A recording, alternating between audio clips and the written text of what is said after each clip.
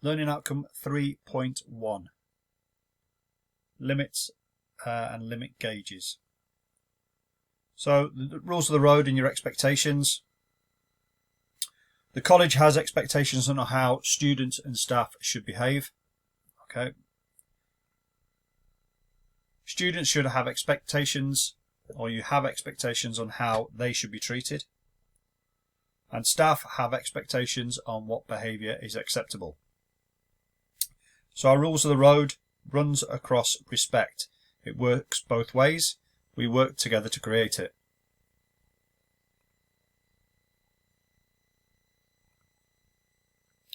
So you need to have the right equipment in the right place at the right time. The expectations, you need to treat people fairly and equally. You need to keep your standards high. And you need to be honest.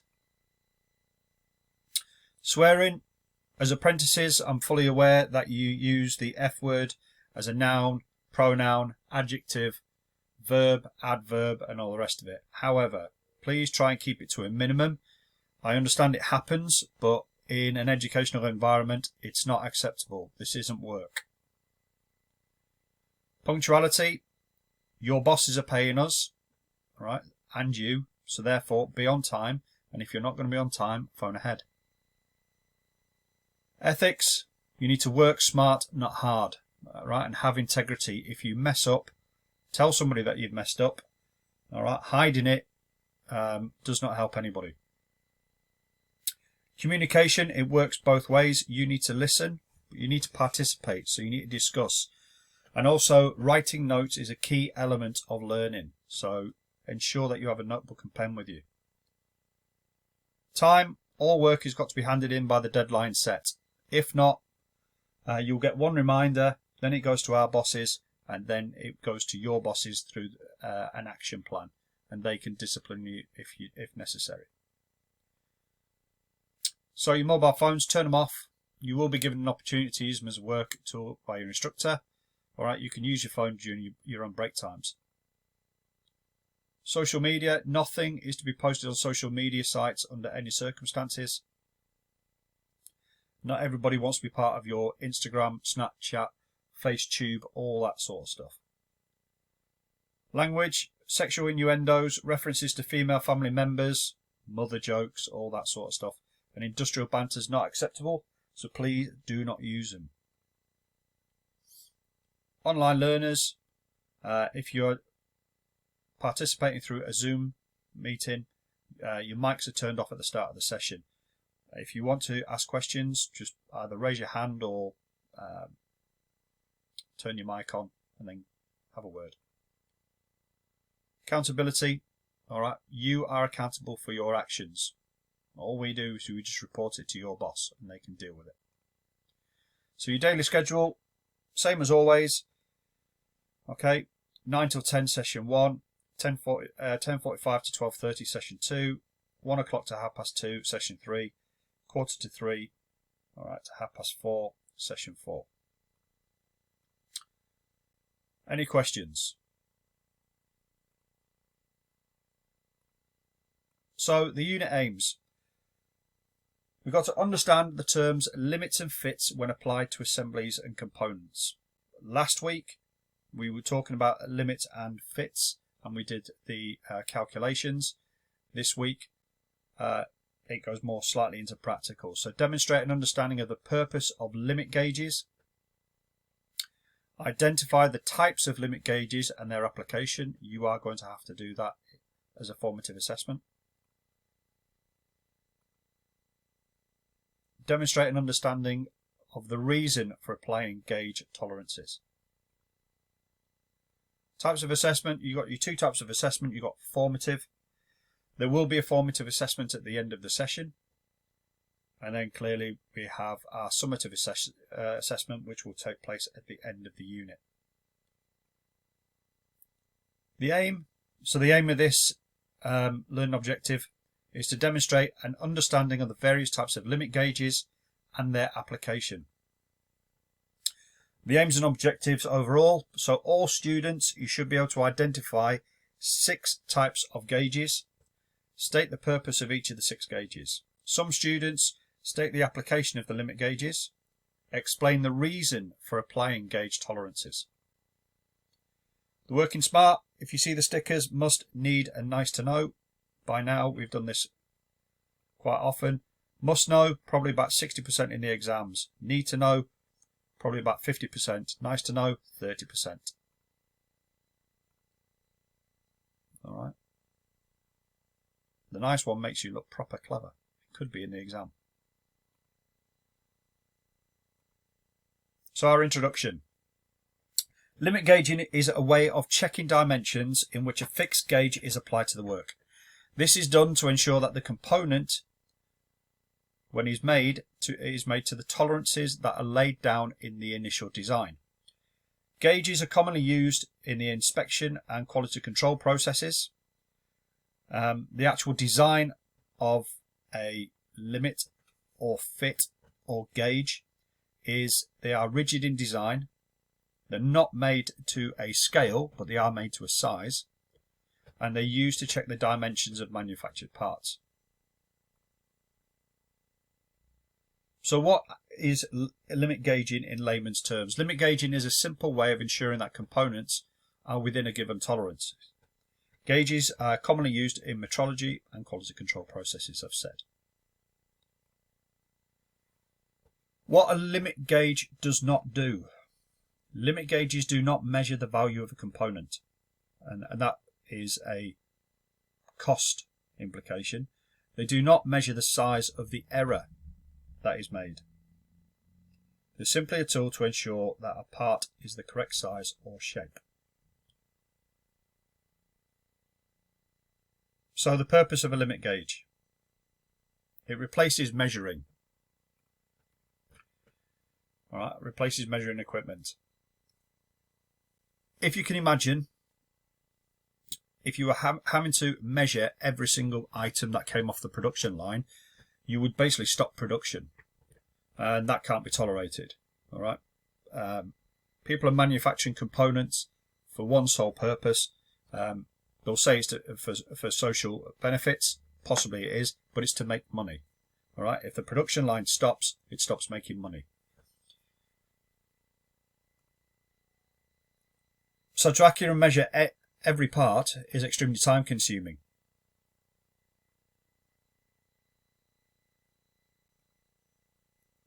It's to supply a quick and accurate method of measuring. So the gauge is a constant size.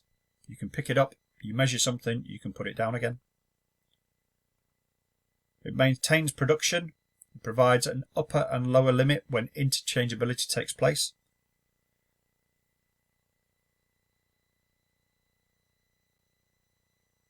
Now, if you think about interchangeability, if you have a part that needs to be replaced, or has to be remade, and so on, the interchangeability is basically that. So if you had an old 1956 lathe and you needed to upgrade it, or a part broke and you had to replace it, a lot of people won't stock something from 1956, but they will have something that is extremely close. Therefore, you can interchange the parts. This last one here allows flexibility in the workforce. It's a semi-skilled job, so it relieves the high-skilled staff for other tasks in the factory. So the advantages of limit gauges: it allows quicker inspection.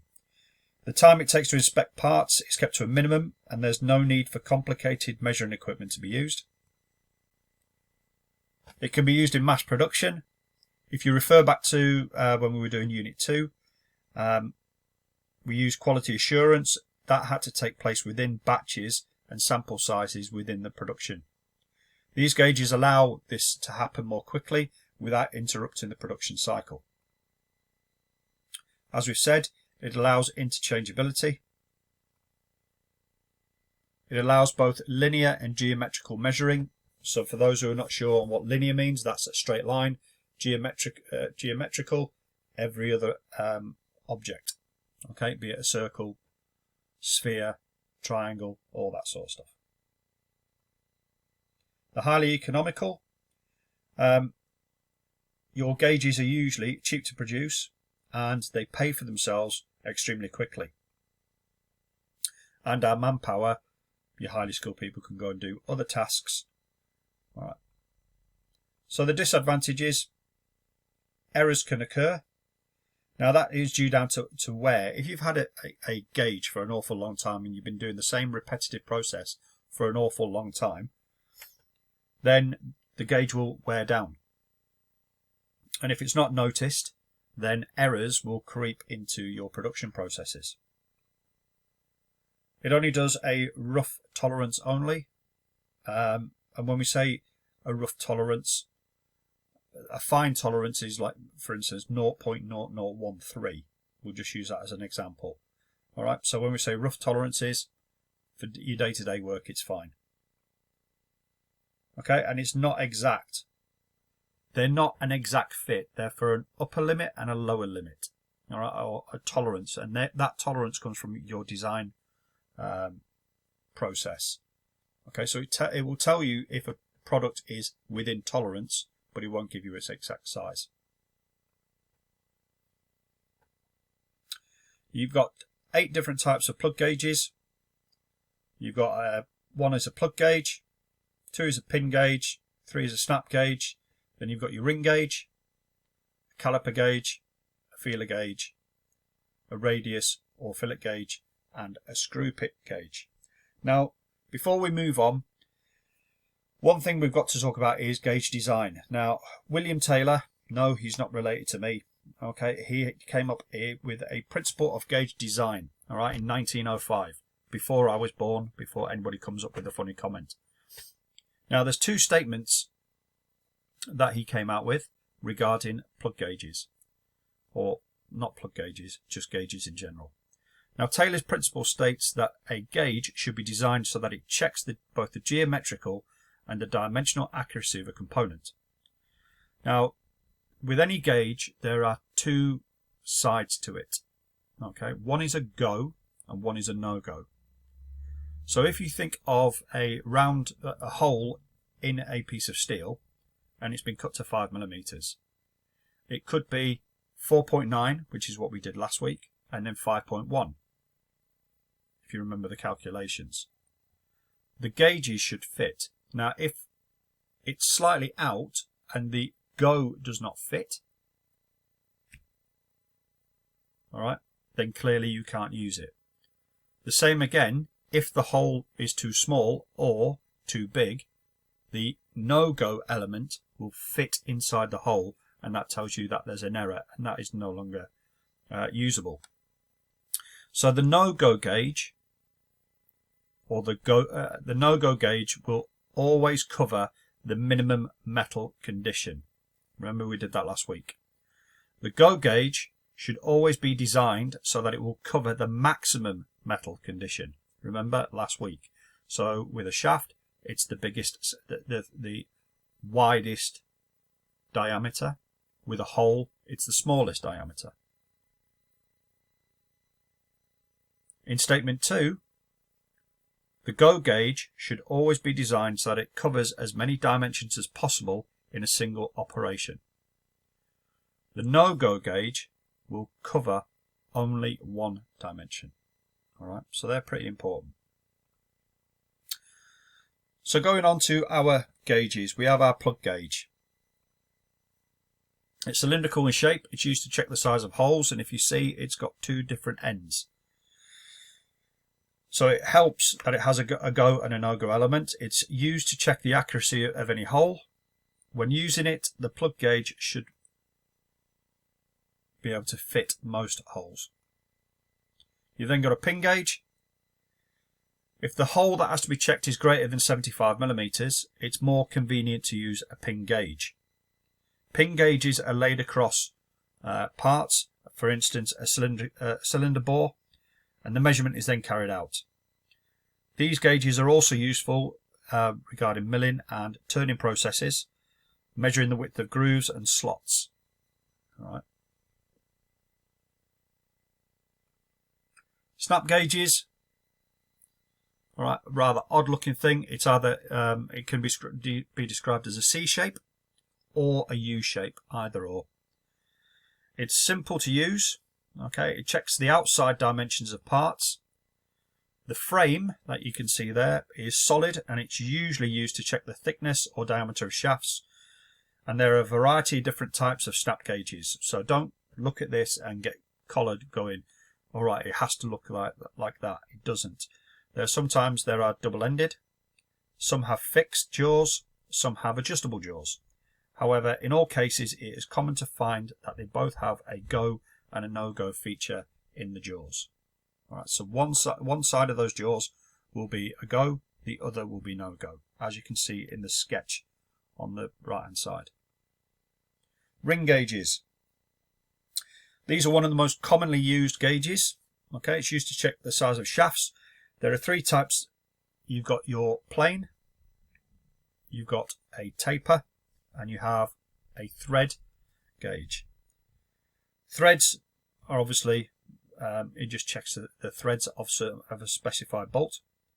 Your tapers, if we use the example of a Morse taper that goes inside a drill press, you'll have a larger element at the bottom, so we'll say 25 millimeters, and then the taper at the top might be 15 millimeters.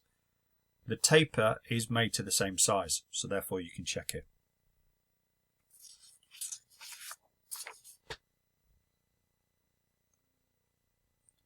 You then have these odd looking people or things, right? Caliper gauges. You have an inside caliper and you have an outside caliper. Now, I'm not sure regarding the one that you're looking at the moment, or whether or not these are interchangeable, as in the legs can be detached and swapped. Some of them you can. Now, they operate very similar to a snap gauge, and their purpose is very similar to a snap gauge. The inside caliper clearly measures the inside of holes. The outside calipers can measure either a shaft, or if it's just a bored hole, then can measure the outside of that.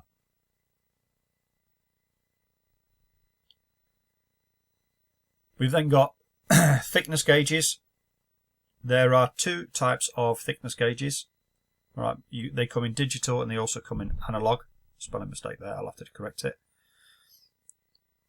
They're good for measuring narrower slots, setting small gaps, and measuring any other clearances. They're like the bigger brother of a feeler gauge, to be perfectly honest. Now, for interest, there's the YouTube video link. All right, so please feel free to click on that and watch the video showing you exactly how to use a thickness gauge. Its baby brother, which is the feeler gauge. These you've probably seen in workshops up and down the country. They're cheap as chips.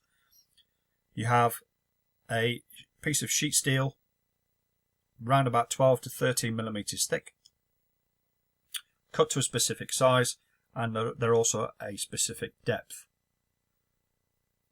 Quite handy for looking at the different thicknesses, all right, or small thicknesses. Now, one point to note: these are extremely thin. So if you have one, don't try and push it or force it into small gaps or odd-shaped gaps or anything else like that. All you do is you just bend them, and if you bend them, they become about as much use, right, as a chocolate fire guard. So look after them. Again, there's a YouTube video for you to watch. Radius and fillet gauges. Now, these are commonly used by welders. I used to use them quite a bit. And what they're for is if you think of two pieces of steel that have been welded together, the weld in between forms a concave. If you pour, it can also form a convex. And therefore you can measure the two of them. So they're set within a specific size. Now, the one on the left is an American version, hence why it's got 5/8, quarter of an inch, and so on. Right? The other one is also American. You can get them in metric, trust me. Now, the one on the right measures both the concave and the convex, and also the depth, hence why it's got a depth gauge on it. They're usually for fillets and throats, or which is completely out of your remit. But they can be used for templates, especially when it comes to cutting steels and grinding processes as well.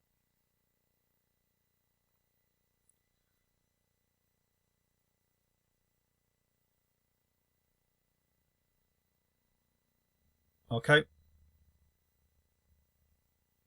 We have also, I don't know why that's not been changed at the top. This isn't a radius fillet gauge. It's actually a screw pitch gauge.